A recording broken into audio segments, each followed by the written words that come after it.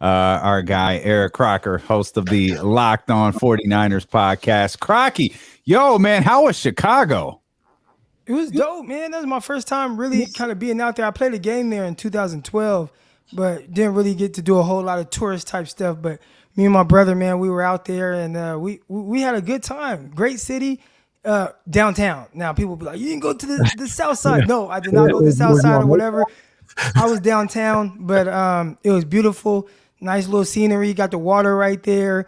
Got the bars. Got the sports. The sports scene was immaculate, better than anything I could have imagined. So it was a good time, man. Until Sunday, of course.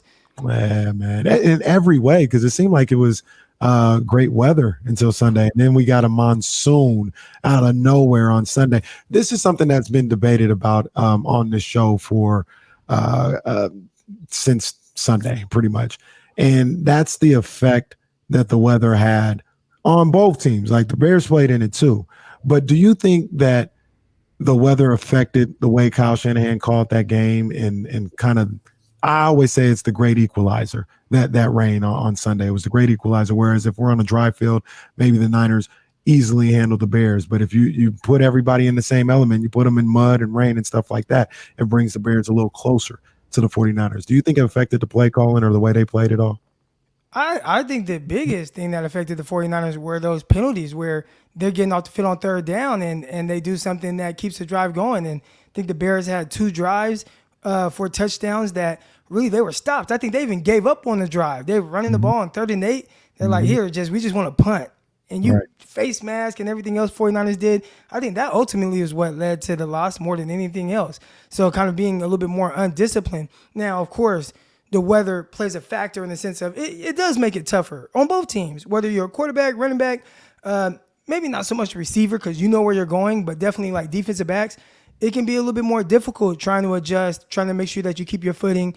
But, you know, the wet ball, whatever, I was there. I mean, it rained it rained pretty much the whole time, except for that fourth quarter. It was more of a monsoon. And we got that. So real quick, about an hour before the game, it was raining all morning.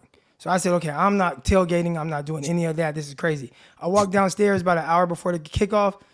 Crazy rain. I mean, just monsoon. I said, I'm not going to this game. And my brother said, dude, we done came all the way out here. We have to go to this game. We have to experience this stadium. So I said, all right. So we walked to the stadium in the rain. So the rain, I mean, it was really bad early. It kind of lightened up a little bit as the game went on. And it was kind of like on and off where there was kind of hard rain, light rain, and then it just was a monsoon towards the end. But the field conditions were really terrible. But again, that's for both teams, not just the 49ers. Right. Proper introduction here as we just kind of dove into things. Eric Crocker, ESPN 1320 analyst and host of the Locked On 49ers podcast. I couldn't wait to dive into the podcast after the game against Chicago and hear your assessment on Trey Lance. And your thoughts are aligned with Kenny's and I quite a bit in that Trey didn't play that bad. Well, I guess that depends on who you ask because the national media right now, they're killing the kid. And he's the worst quarterback ever, and he just can't play football at all. Yeah, apparently he's got 1 week before he loses the job to Jimmy. Man, you know, I saw a kid who definitely there's some plays that he would like to have back. There was some misses. Obviously, the early in the game, it was like kind of like that tight end leak that they do. He threw the ball to Tyler Croft, and he discussed it. He said, you know, I tried to throw the perfect ball. I should have just put it on him, right? I don't have to lead him into the end zone or anything, just get him the ball. And he kind of did that later on to Juwan Jennings. So he had that miss, and there were a couple other misses. You could see maybe the ball got away from him. Could be a slippery ball because of the moisture and all that type of stuff. But overall, there were some throws where I was extremely impressed with how he was throwing in the conditions. So what we saw late, especially in the fourth quarter, where it got real erratic, I was expecting to see more of that throughout the game and was very impressed with how he threw the ball early on. He made some tight window throws. I thought he did some really good stuff from the pocket. He made a layered throw to Ray McCloud in the third quarter, in the second quarter, where I thought that was probably one of the better throws he'll make all year. Yeah. And with my angle that I had, I was kind of aligned kind of like the back of it. It's hard to explain, but I was kind of aligned with kind of the way the ball was traveling. Yeah. And I see where he throws the ball, but all I see is 3 defenders. And I'm like, oh my gosh, he let this ball get away from him. It's about to get picked off. And I see Ray McCloud come out of nowhere, catch the ball. And I looked at my brother like, bro, did you just see that throw? So he has this big time ability. We saw the ability to stretch the field. I'd say a lot of the things that people wanted to see when it's like, oh, you draft this guy, big arm, has the mobility, can make different throws that maybe Jimmy Garoppolo won't attempt. Well, we saw all that. Now there is a certain level of inconsistency. So can you get him to be more consistent, right? But the ability is there. 3rd down and 13. He takes off, picks up a first down with his legs. Another 3rd down and long. He picks up 9 yards, 1 yard shy. Kyle Shanahan elects to punt the ball as opposed to go for it. That was very questionable even in the moment. So I thought Trey Lance showed a lot of grit, a lot of good things. Ultimately didn't result in a win. But, you come back and you improve on some of the misses and keep getting better. But how people are talking about it in the media, that's probably one thing. I'm like, what are these people talking about? What game did they watch? Yeah, I don't understand it, man. I really don't understand it. I watched the same game you did, and it was perfect, like you just talked about. He wasn't great. Like, he left some plays out there, but he also made some plays. And one of the frustrations that I have with Kyle Shanahan, I'm a big Kyle Shanahan believer. I think he's a great coach, but he's not perfect. Nobody is, right? And he has some Achilles heels. One of them is I feel like he gets a little too conservative in the play call. And Crocky, help me out with this one because you understand the game on a different level. You see things on a different level. It felt in the play actions and in some of the dropbacks when they would push the ball down the field, and that was maybe the primary read, whether it was the Croft or the Ray McLeod or the Jawan Jennings. Ayuk had a couple of crossing patterns where he was wide open. Seemed like they were successful. And it felt like they didn't go back to those type of plays enough. He was doing little things where he would try and hit the tight end screen and the tunnel screen, the deep. And then I'd like to see Kyle let him push the ball down the field a little bit more. Am I just kind of being impatient with all of that? And there were more attempts like that, or is it really a thing where Kyle kind of was a little more close to the vest than we would have liked? Again, you talked about the times where they were able to push the ball down the field, and you definitely like that and want to see that be more consistent, at least from the play calling standpoint. But I think he tried to give his offense and Trey Lance some gimmies. Whereas, okay, we have hit those crossers, we have hit some deep balls. Now let's just get the ball in a playmaker's hand and get a cheap little 5 yards, 6 yards. Well, unfortunately, they weren't able to connect for various reasons. I saw one time they just really jumped the screen, and he had to kind of just throw the ball into the dirt because if you try to throw it to a guy, it might be picked. There was another time where they did jump it, and it got tipped by a defensive lineman who jumped the screen. He just went right into the lane, and there was another DB coming, so that could have been terrible as well. So I think he was just trying to get some, hey, let's just get some gimmies or get the ball in some playmakers' hands, and the Bears were kind of all over that. So when it doesn't work, I think we notice more than the times when he does call those screens, and you see a guy just pick up a cheap 8 yards. Right. But when it doesn't work, it looks pretty bad. You think that was more about protecting Trey Lance in this situation, or was that more about like the elements, like the dealing with the weather in that game? I think that's just more about just offense in today's day and age, right? I mean, look what he did out the gate. You had an end around with Brandon Ayuk right away. You had the shovel pass to Debo right away, get him out on the edge. So you see some different things where they were trying to stretch the field, use sideline to sideline. Then they came right off of those two plays with the big crosser to Brandon Ayuk for, I believe it was like a 31-yard gain. So I think a lot of it is setting things up. But in today's day and age, you want to get your easy yardage as well. And I think a screen is an easy way to do it when it's blocked up correctly. But if a guy misses, and I think Ayuk might have missed on one of those blocks, guy come in clean, it can just blow the whole play up.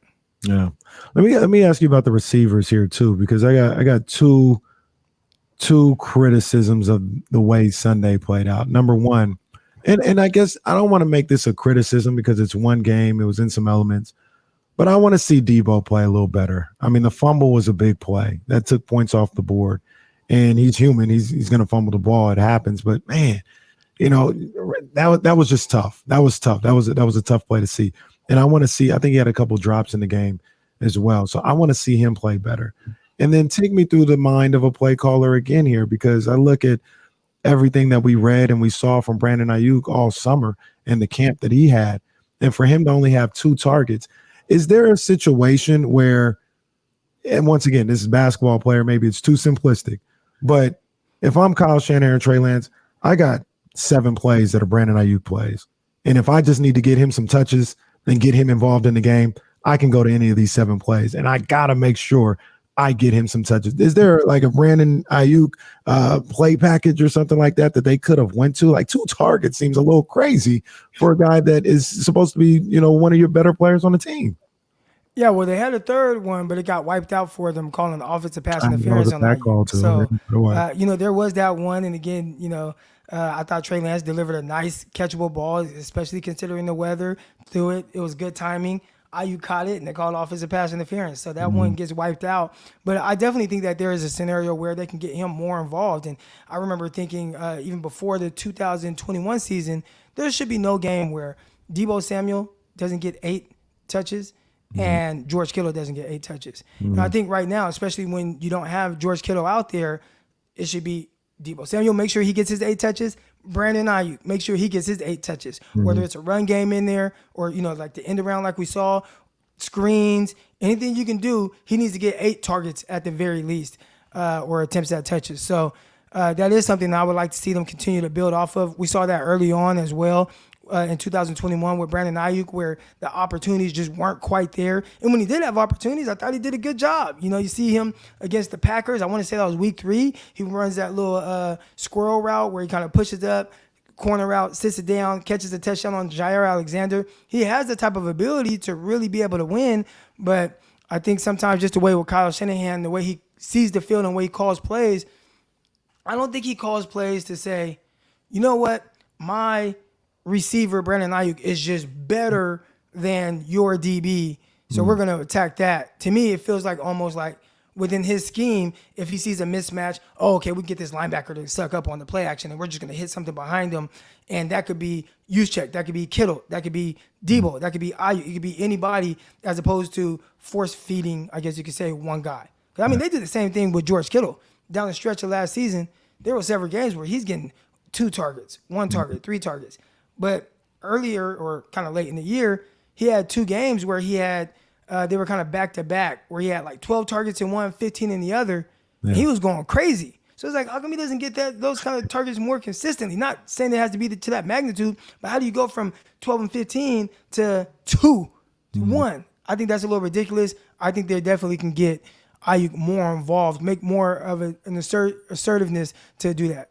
We should get those touches at the running back position. Elijah Mitchell's out the next 8 weeks. It feels like it's Jeff Wilson, but I don't know that should be the call. But we saw the Marlon Mack signing today. We didn't see either of the rookies on the roster. Like, what do you think happens headed into the Seahawks game? So this is tough. I would have liked to see them kind of address the receiver position. I don't know what you could do now, but the reason for that is I probably use Deebo a lot more in the backfield. Like, he is your best runner right now from the backfield, the most explosive guy that you have, and you can mix in other guys. And I hate to take Deebo away from playing receiver because that's what he is, right? He's a receiver, but now he has taken on that mindset of, hey, I'm a wide back. I think he's more back than wide. I got that from my guy, Brian Peacock, right? Where you just figure out different ways to get the ball in his hands from that backfield because he's your most explosive player. He has great vision, and you get him on that dry field out there in Santa Clara. Hopefully it doesn't rain or anything. Dude's going to go crazy. So I know a lot of people are thinking, oh, man, it might be, Ty Davis Price, or it might be Wilson. It might be the rookie Jordan Mason. I'm thinking like, man, I need to get Deebo about 12 to 13 carries. Is that more likely if Kittle's back?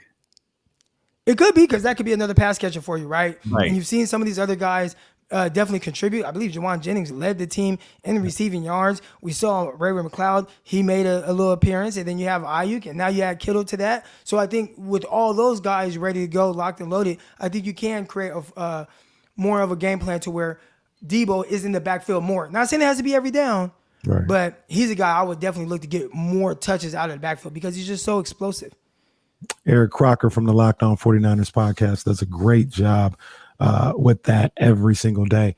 Let's go to your side of the ball, Crocky, because for everything that we talked about with Trey Lance and everything that went on with Deebo and all this other stuff, for better or for worse, I thought the offense and Kyle Shanahan, that part of the ball, I thought they did enough considering everything that we felt about this defense coming into the season. And to be honest with you, everything we saw from them in the first half of this game, they were dominant. They didn't allow anything.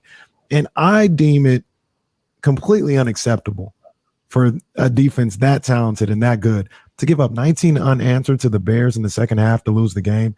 I mean, I'm not really into the finger pointing or anything, but I'll just say the Niners defense, I expect so much more than what happened in that second half. What did you see? Did it really just come down to like 2 plays and maybe 2 other bad penalties on their part that cost them the game? Or was there more of a breakdown in that second half?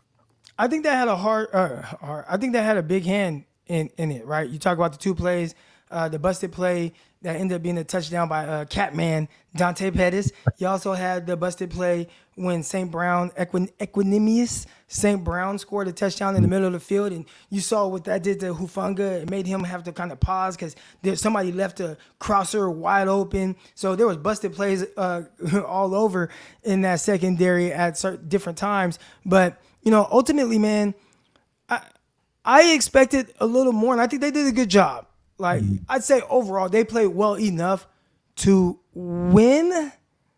But then when the circumstances kind of kicked in, you needed them to be a little bit better. And I thought for the most part, they were outside of a few plays. So they tested Trevarius Ward several times deep. I thought he did a tremendous job. Even on the play they called holding on him, whatever, it was straps in my opinion. I saw that. I thought the cornerbacks played very well. I thought the linebackers, for the most part, they did their thing, but there were just a few hiccups that really hurt them. And it seemed like Dre Greenlaw, I don't want to put the finger either, but he kind of was he was probably around a couple of those plays where you can kind of point to him as to, you kind of hurt the 49ers a little bit. You needed more from the offense, but when you can't get more from the offense, can you get more from the defense? I definitely thought they had an opportunity, but mistakes. You can't have that. Yeah. Eric Crocker, Locked On 49ers. We appreciate it. By the way, Nathaniel Hackett just dropped the my bad. It's like, yeah, probably should have gone for it last night. Probably should have gone for it on 4th and 5 last night. Hey, at least he admitted that, because a lot of coaches just say, hey, the analytics told us to do this, or they say things like that. But he said, you know what? Yeah, I do it different next time. No harm, no foul. We move on to who they play, the Texans. Move on to Houston. We're on to Houston. We appreciate you, Crocky. Thanks, man. Take care. All right. Hey, and shout out to all my 209 folks in there, man. I see my Stockton people in the chat, man. Shout out to all y'all. They love hearing from you when you pull up, man. They know you. They know you Stockton. They know what's up, man. So they love hearing. All right, y'all have a good one, man. Thanks for having me on.